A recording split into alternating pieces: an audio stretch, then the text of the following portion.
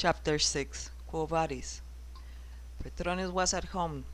The doorkeeper did not dare to stop Vinicius, who burst into the atrium like a storm, and learning that the master of the house was in the library, he rushed into the library with the same impetus.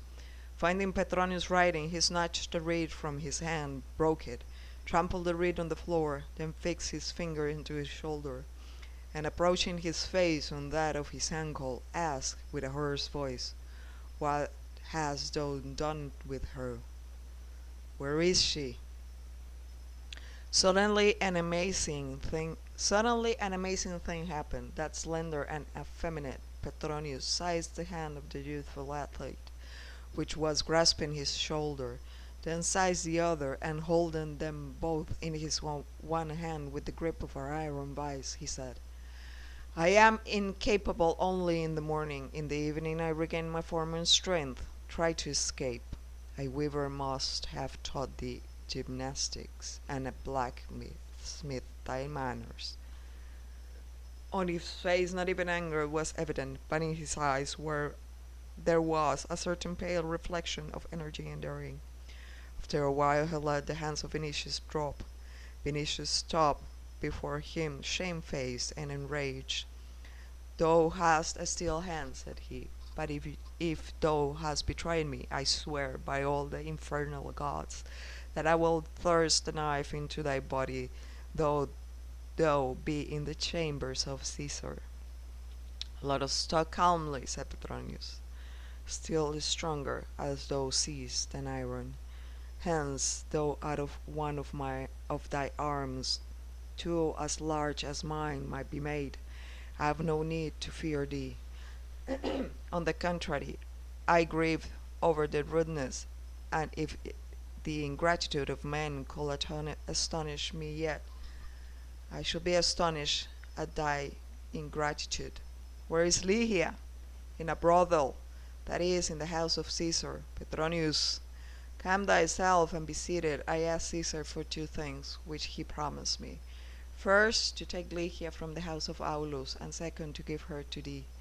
Hast thou not a knife there under the folds of thy toga?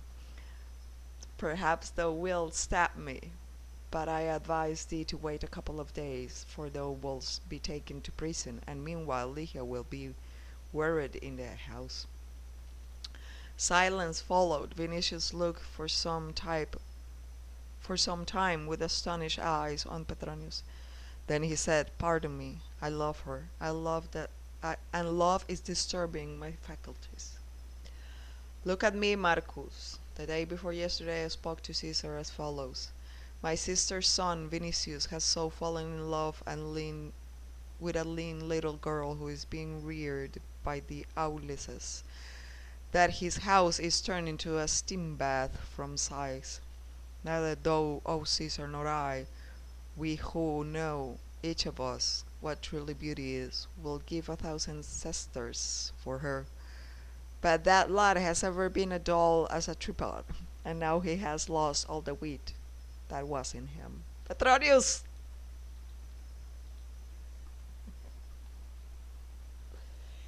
If thou understand not that I say this to ensure Lygia's safety, I am ready to believe that I told the truth. I persuade Bronzebeard that a man of his aesthetic nature could not consider such a girl beautiful, and Nero, who is so far has not dared to look otherwise than through my eyes, will not find in her beauty, and not finding it, will not desire her. It was necessary to insure ourselves against the monkey, and take him on a rope. Not he, but Pompeia, will value Lygia now, and Pompeia will strive, of course, to send the girl out of the palace at the earliest.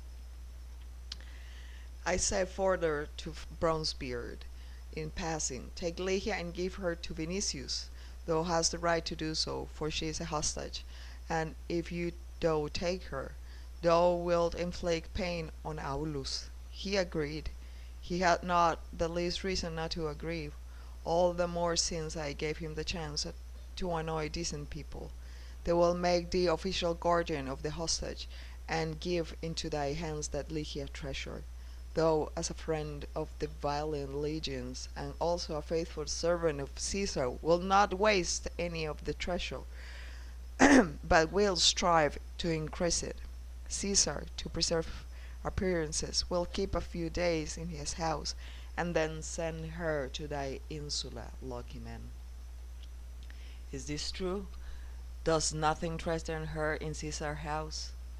If she had to live there permanently, Poppaea will talk about her to Locusta, but for a few days there's no danger. 10,000 people live in it. Nero will not see her, perhaps. All the more since he left everything to me, to the degree that just now the centurion was there with the information that he had conducted the maiden to the palace and committed her to the act. She is a good soul, that Acte. Hence I gave command to deliver Lygia to her. Clearly Pomponia Graecina is of that opinion too, for she wrote to Acte. Tomorrow there is a feast at Nero's. I have requested a place for thee at the side of Lygia. Pardon me, Cassius, my hastiness. I judge that thou hast given command to take for thyself or for Caesar. I can forgive thy hastiness, but it is more difficult to forget rude gestures, vulgar shots, and voice reminding one of players at Mora. I do not like that style, Marcus, and do thou guard against it. Know that Tigellinus in Caesar's splendor. But know also that if I wanted the girl for myself, looking thee straight in the eyes, I will say, Vinicius, I take Lygia from thee, and I will keep her till I am tired of her. Thus speaking, he began to look with his hazel eyes straight into the eyes of Vinicius, with a cold and insolent stare. The young man lost himself completely. The fault is mine, said he. Thou art kind and worthy. I thank thee from my whole soul. Permit me only to put one more question. Why didst thou not have Lygia sent directly to my house? Because Caesar wishes to preserve appearances. People in Rome will talk about this, that we remove Lygia as a hostage. While they are talking, she will remain in Caesar palace. Afterward, she will be removed quietly to thy house, and that will be the end. Bronzebeard is a cowardly cur. He knows that his power is unlimited, and still he tries to give suspicious appearances to every act, as though recovered to the degree of being able to philosophize a little. More than once have I thought, why does crime, even when a powerful as Caesar and assured of being beyond punishment, strive always for the appearances of truth, justice, and virtue? Why does it take the trouble? I consider that to murder a brother, a mother, a wife is a thing worthy of some pity, Asiatic king, not a Roman Caesar. But if that position were mine, I should not write justified letters to the Senate. But Nero writes. Nero is looking for appearances, for Nero is a coward.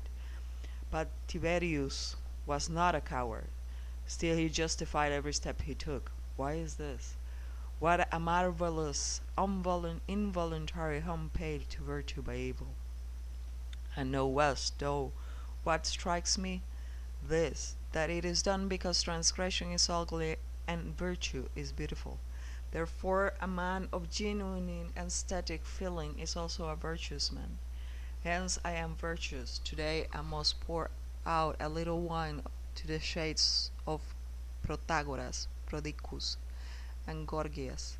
It seems that sophists too can be of service. Listen, for I am speaking yet. I took Lygia from Aulus to give her to thee. Well, but Lysippus will have made wonderful groups of her and thee. Ye are both beautiful.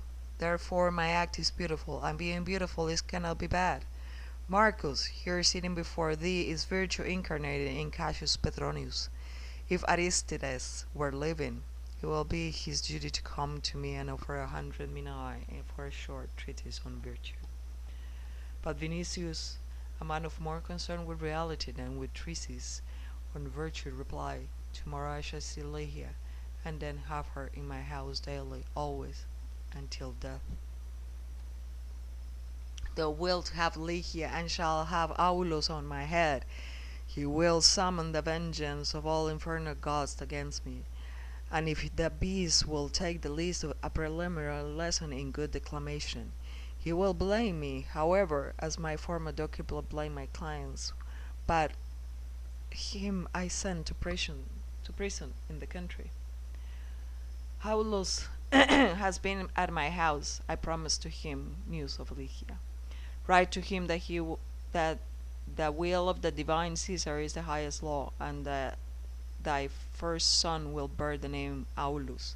It is necessary that the old man should have some consolation. I am ready to pray Bronzebeard to invite him tomorrow to the feast. Let him see thee in the triclinium next to Lycia. Do not do that. I am sorry for them, especially from Pomponia. And he sat down to write the letter which took from the old general the remnant of his hope.